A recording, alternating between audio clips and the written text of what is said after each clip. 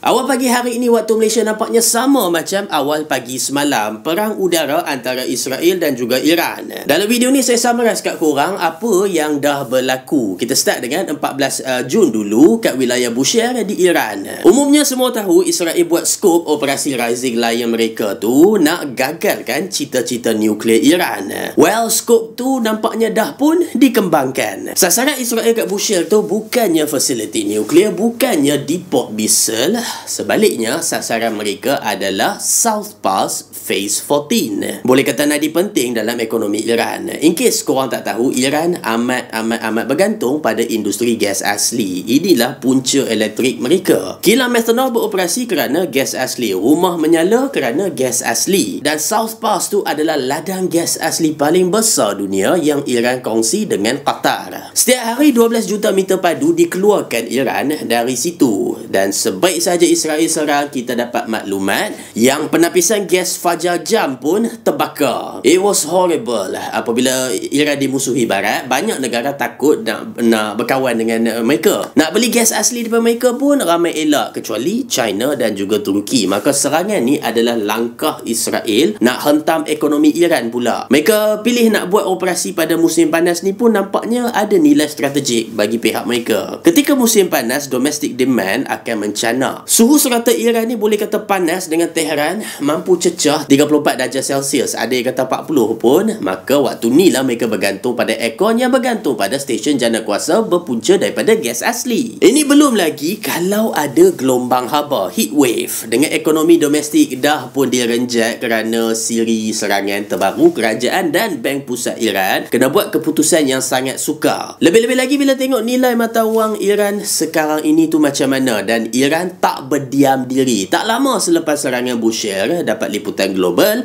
kita terima breaking news. Iran lancarkan gelombang misil balistik baru yang target Haifa. Kenapa Haifa? Dah Israel hentam Bushehr nadi gas asli Iran, maka fair is fair bagi Iran. Mereka hentam nadi gas asli Israel pula, iaitu Haifa. Di sebelah baratnya adalah aset-aset offshore Tamar dan Leviathan, sebahagian daripada Eastern Mediterranean gas discoveries. Sangat bernilai kerana dua aset inilah Israel dapat lombong gas asli punyalah banyak, sampai mampu ekspor ke Mesir, ke Jordan, ke Eropah. Kita tak boleh lupa di sebelah selatan Haifa tu pula adalah Dor dan Hadera, juga infrastruktur gas asli yang penting. Sebaik sahaja misil-misil balistik dilancar dari Iran, Israel umum minta rakyatnya pergi ke shelter. And yes, there were direct hits. Cuma ketika video ni dibuat, tak tahu berapa banyak yang kena. Bomba mengesahkan ada kes kebakaran kerana bangunan dibedil di Tamra, iaitu Timur Haifa.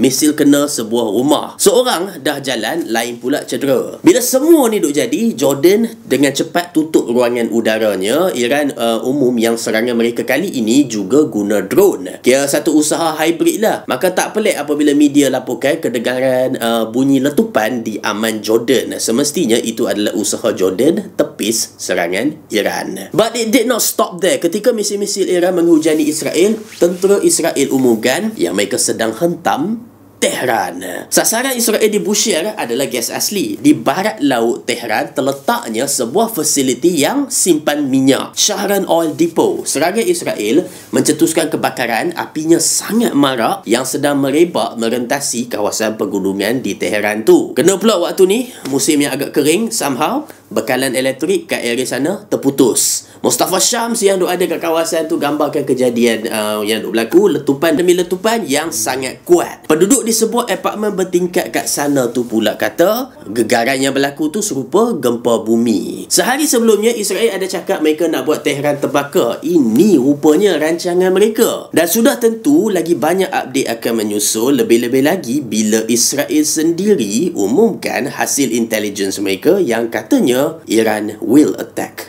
again. Operation Rising Lion Israel sedang bertembung dengan Operation True Promise Third Iran. Saya pelawak korang subscribe untuk update-update susulan.